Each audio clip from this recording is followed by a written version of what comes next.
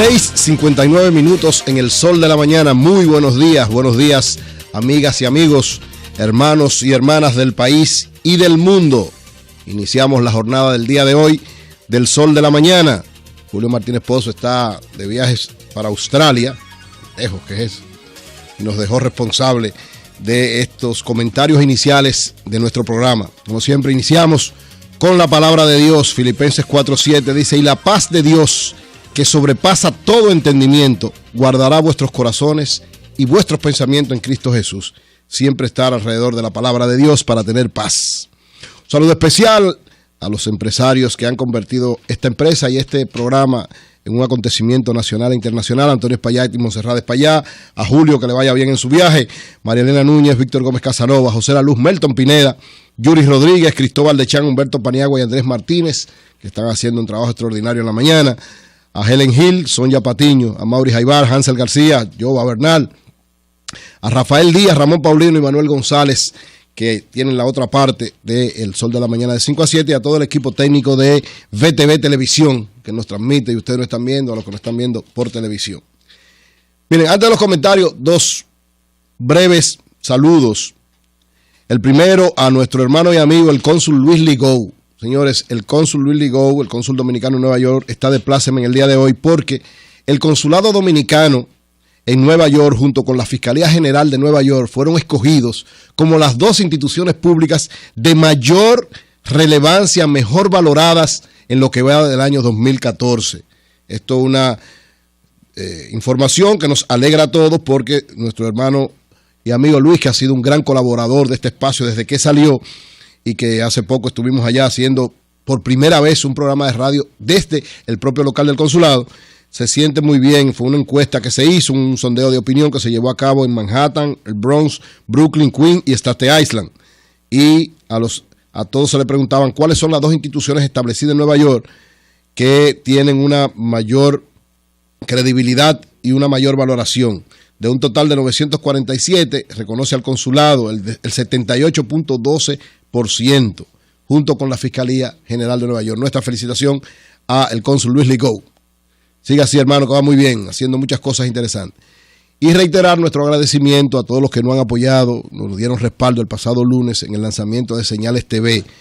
La gran cantidad de amigos, de hermanos, de funcionarios, de intelectuales, de personajes públicos, de periodistas, amigos y hermanos de la Iglesia Palabras de Vida, el personal del Sol de la Mañana, todos los que nos dieron ese gran respaldo para nosotros, y a los medios de comunicación que le han dado también una gran cobertura, Emelín Valdera y a todos nuestros amigos que nos han ayudado en ese aspecto, porque ha tenido una gran difusión, a todos los que se han comprometido con nosotros a darle continuidad al eslogan que hemos planteado de que Señales TV es un canal para sembrar valores. Es un compromiso que tenemos y que vamos a tratar de asumir con la mayor dignidad y sobre todo sabiendo que esto es un compromiso con la sociedad, pero sobre todo un compromiso con Dios. Vamos entonces a nuestro primer tema. El sol de la mañana, el sol de la mañana, el sol de la mañana.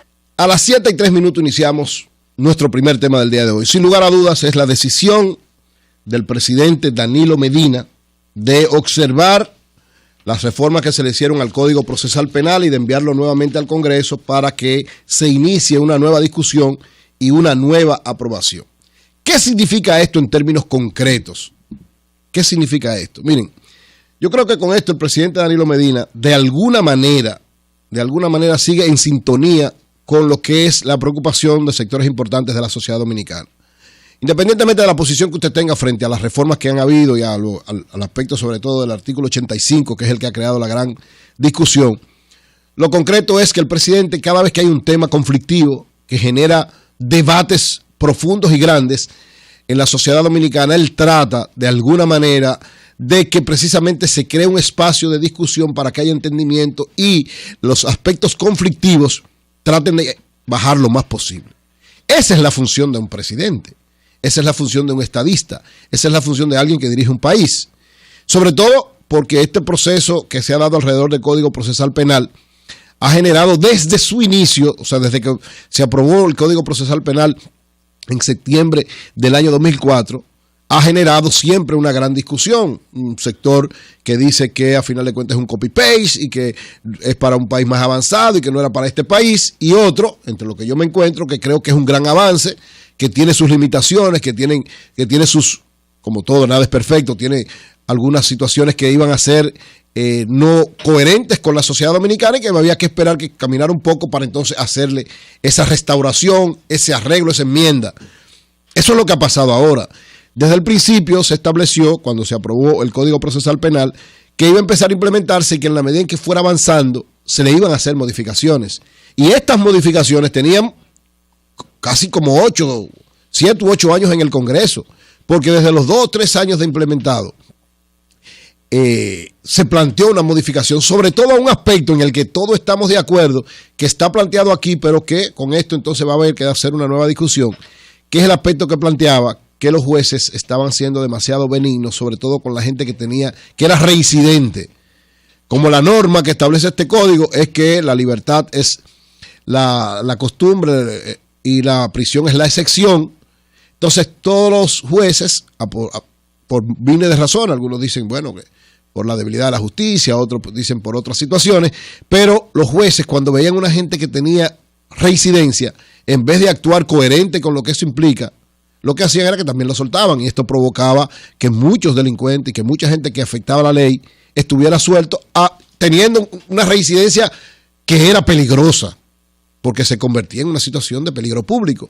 Entonces, este aspecto fue uno de los que más duro se criticó. Sin embargo, cuando se da esta modificación, cuando el Congreso lo discute y plantea una serie de elementos, toma la decisión de variar el artículo 85. Este artículo 85, como muy bien hablaban tanto Humberto como Yuri en sus comentarios en la mañana de 5 a 7, este artículo establece un elemento que ya está planteado, que es una forma, digamos, de avanzar en la sociedad para enfrentar la corrupción administrativa, el derecho que tiene cualquier ciudadano de hacer una denuncia pública.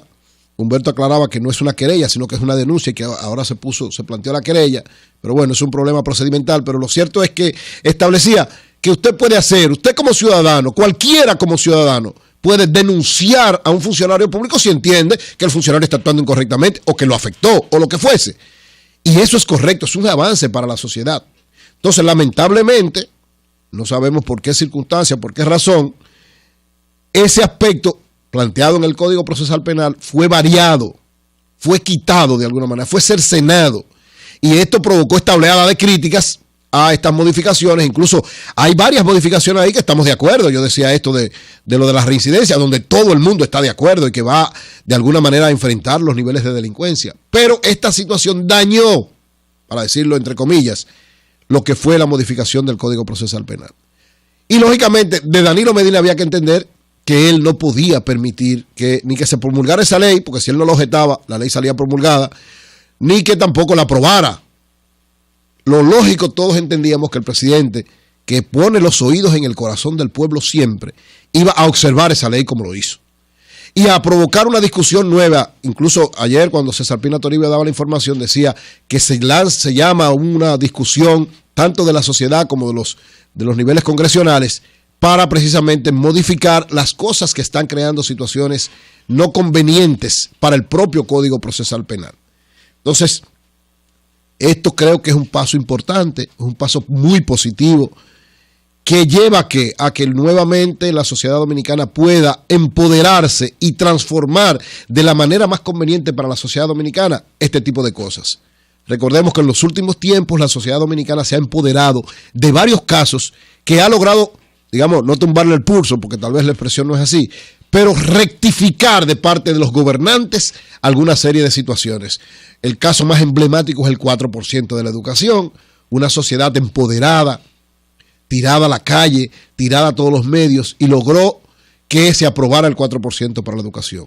Pero con esto fue desde el gobierno anterior, pero con este gobierno también han habido varias situaciones donde, fruto de protestas, de inquietudes, el presidente ha tenido que reflexionar y ha tomado la posición que la sociedad entiende más conveniente. Recordemos Bahía de las Águilas, recordemos Barrigol. Es decir, hay momentos donde los que dirigen un Estado tienen que saber cómo manejarse, entendiendo lo más conveniente para el país y escuchando la opinión de las mayorías.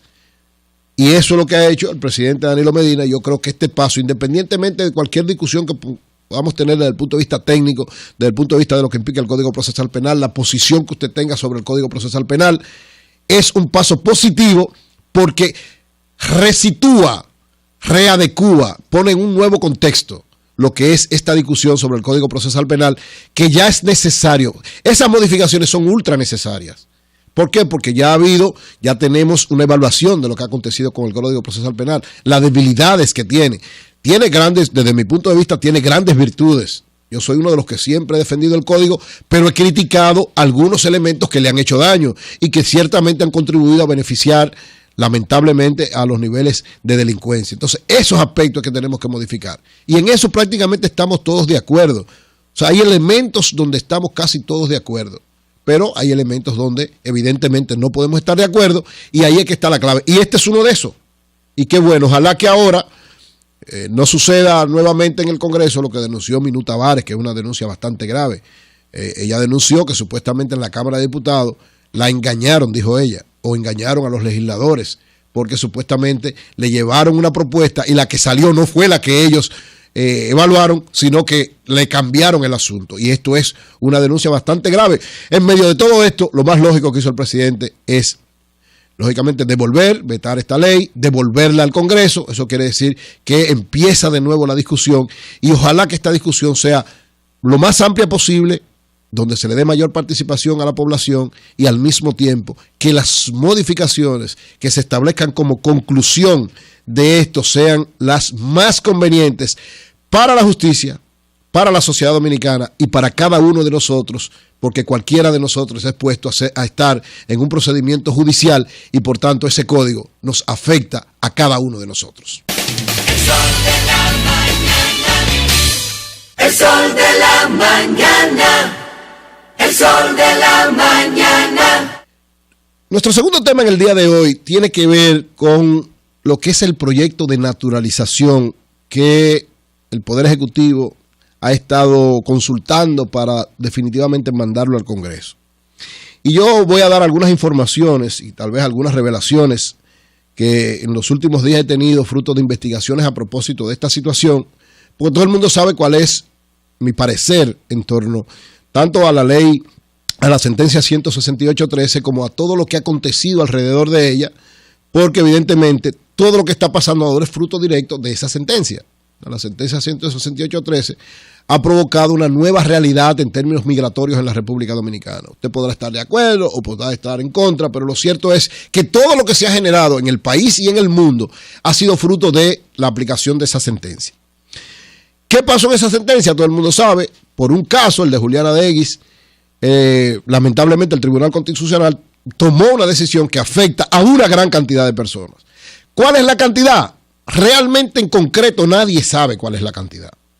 Algunos decimos que es una cantidad considerable, otros dicen que es una cantidad insignificante, pero ciertamente afecta a una cantidad de dominicanos de origen haitiano que con esta sentencia quedan, desde mi punto de vista, despojados de su nacionalidad.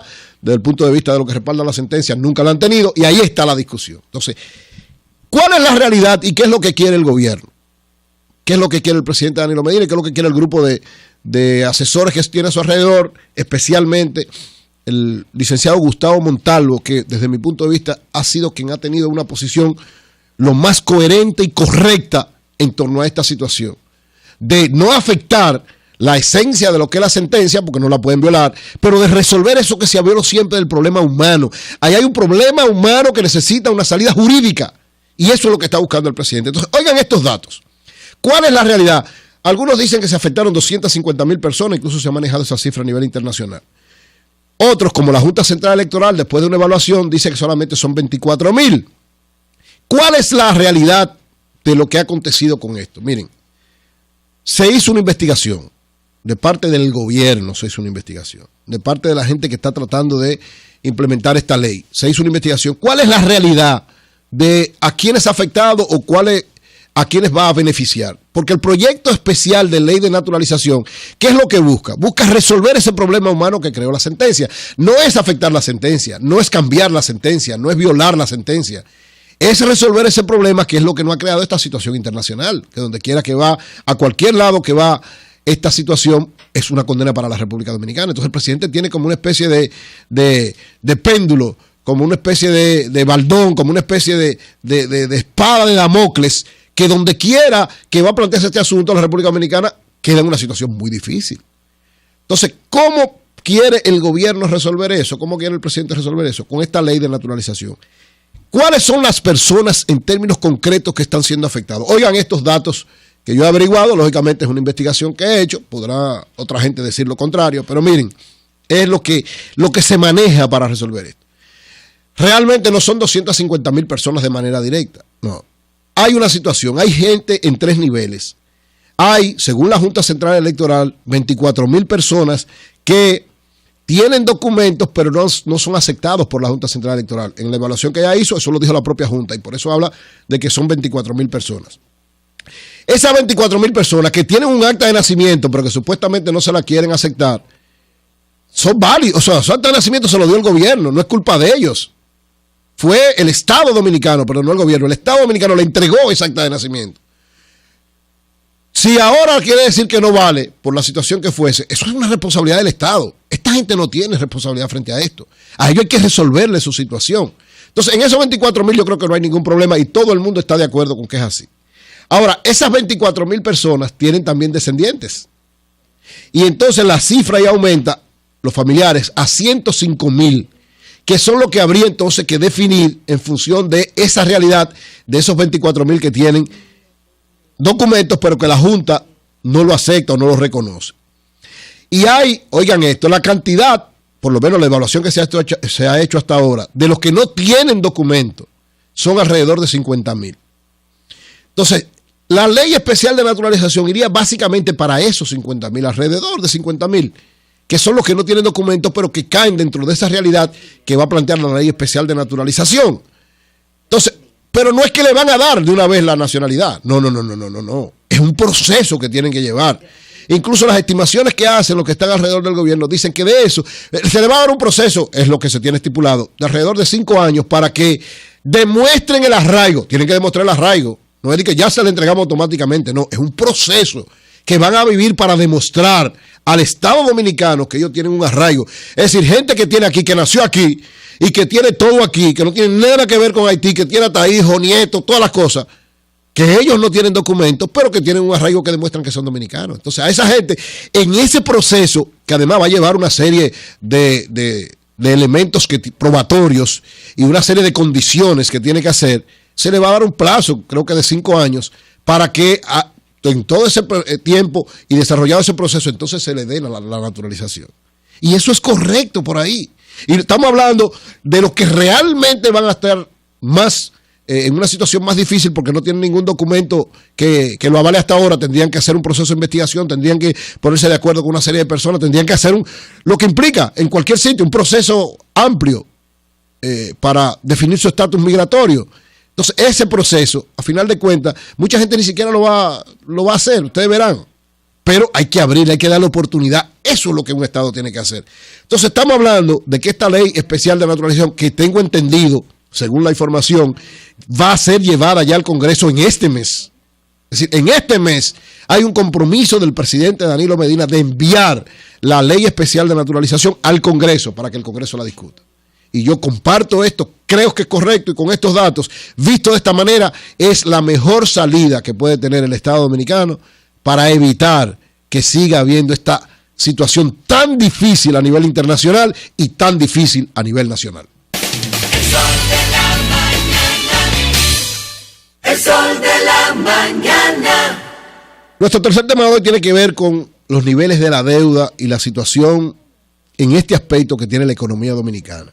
Miren, el presidente y el gobierno ha sabido manejarse, sobre todo en el aspecto social, en el aspecto de ayuda a diversos sectores en el área agropecuaria, en la educación, ni se diga, o sea, la inversión en educación, los elementos que tienen que ver con el trabajo de las escuelas, los la tanda extendida, la inauguración de nuevas escuelas, todo el proceso que se ha dado de aumento de salarios a los maestros. Es decir, hay varias situaciones, tanto en el aspecto de salud, el plan de educación, el plan de alfabetización, en el aspecto agropecuario, en el aspecto de salud, que ven una actitud de parte del gobierno sumamente interesante y positiva.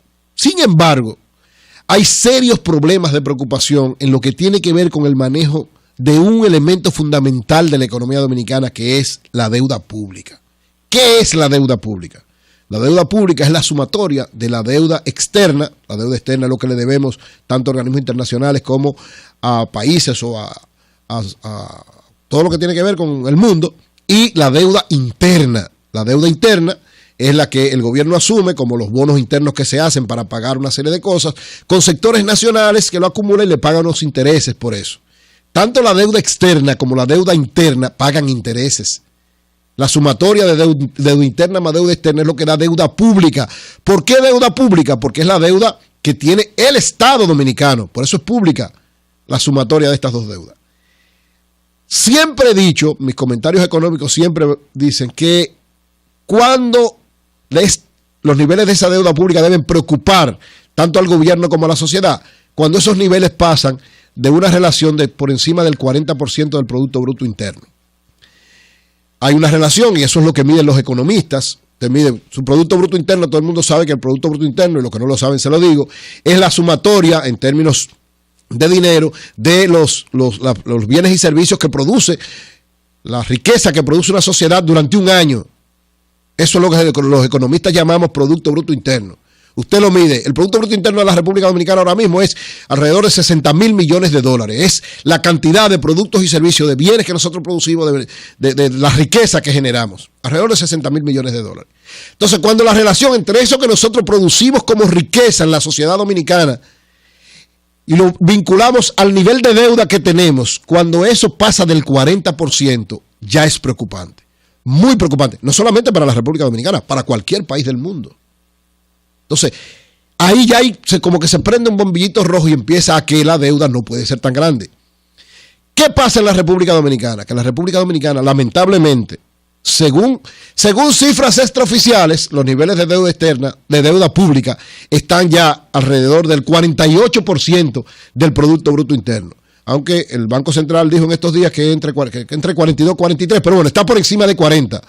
Los economistas del PRD, con muestras claras, nuestro hermano Iván Rodríguez nos mandó una evaluación que él hizo, que le da por encima del 48%. Y esto es muy preocupante. Estamos hablando de una deuda que ya está alrededor del 30,000 millones de dólares. Estoy hablando de deuda pública, deuda externa y deuda interna. Para un gobierno eso no es fácil. Y sobre todo para un gobierno que quiere cada vez más servirle a su población. No es fácil, es muy difícil. Si tenemos una deuda que casi ronda los 30,000 millones de dólares, estamos hablando de 28,000 millones de dólares según el Banco Central. Estamos hablando de que eso es una espada de Damocles también, muy grande, así como la sentencia 168.13 que yo decía ahorita, pero una espada de Damocles para la economía y para los proyectos que el gobierno quiere desarrollar e implementar, para beneficio de la sociedad, para beneficio de cada uno de nosotros que integramos esta sociedad y que pagamos nuestros impuestos, porque todo eso es con nuestros impuestos. Es decir, el gobierno no produce nada. El gobierno administra nuestros recursos. El gobierno administra de todo lo que se produce, nos cobra impuestos y con eso es que él implementa todo lo que implementa, valga la redundancia. Entonces es una preocupación. Miren por qué. Y estos datos deben preocuparnos a todos nosotros y sobre todo a quienes están dirigiendo el país, porque se acaba de aprobar en el día de ayer 1.500 millones de dólares para bonos soberanos, más deuda, y 33,000 millones de pesos para pago de deuda interna. Eso también aumenta la deuda. Es decir, nuevos 1.500 millones de dólares que muchos me dirán, no, pero tú apoyas los bonos soberanos, siempre lo he apoyado. Claro, yo siempre apoyo la deuda, siempre y cuando sea bien manejada. ¿Es mal manejada ahora? Bueno, es preocupante cómo se está dando la situación. Miren por qué. Porque es una espada de Damocles para la economía dominicana esto. Oigan esta situación. Estamos hablando que solamente por intereses de la deuda, en el primer cuatrimestre de este año se van a pagar 1.008 millones de dólares. Solamente de intereses y amortizaciones de la deuda.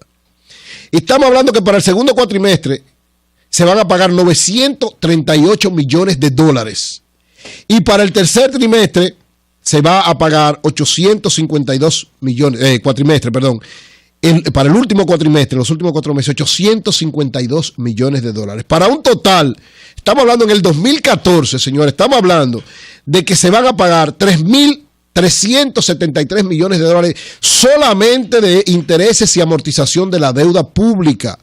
¿Ustedes saben cuántos son 3.373 millones de dólares?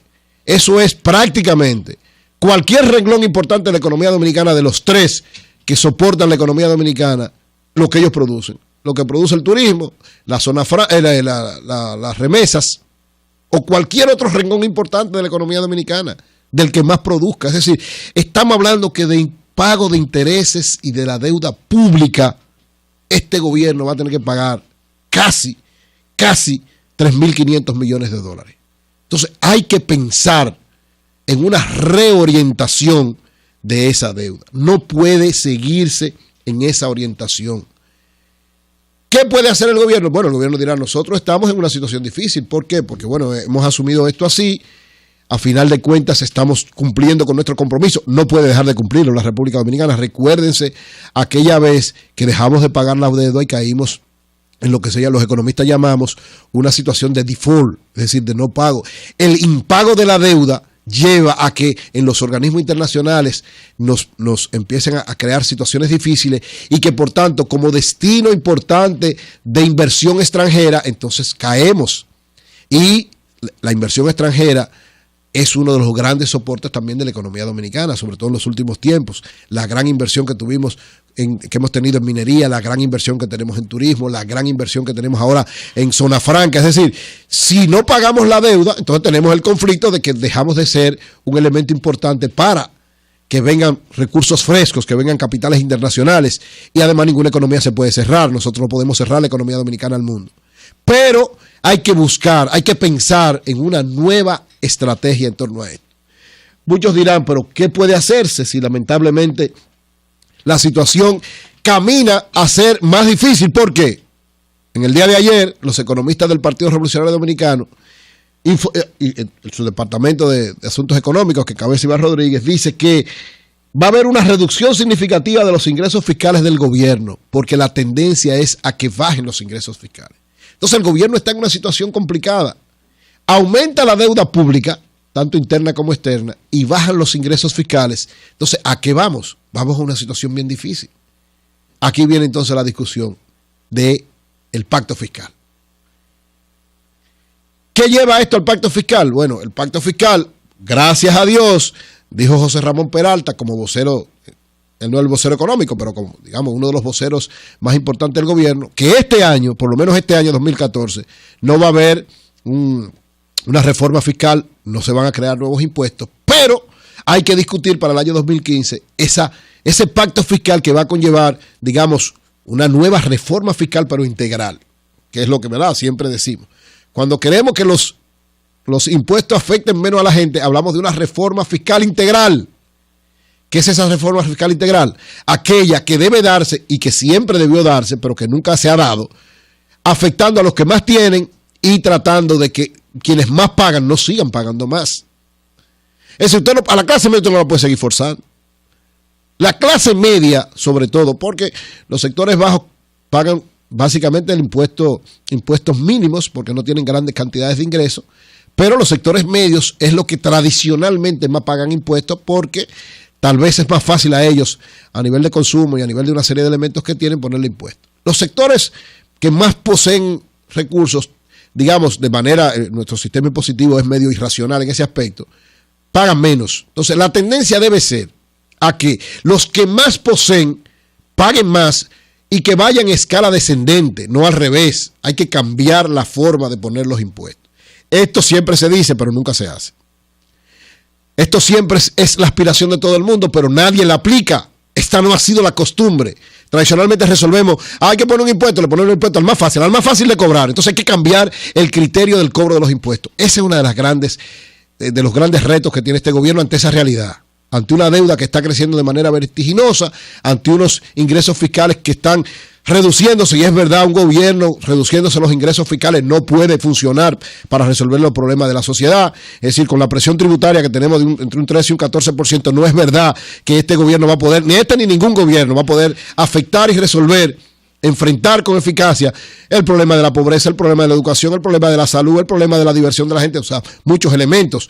Un gobierno, y siempre se pone a los Estados Unidos como ejemplo, en Estados Unidos de todo lo que usted hace le quitan el 30 o el 40%, de todo. Claro, es una sociedad que te devuelve todas estas cosas, o sea, Estados Unidos te devuelve todas estas cosas. Esa es la tendencia que debemos hacer aquí.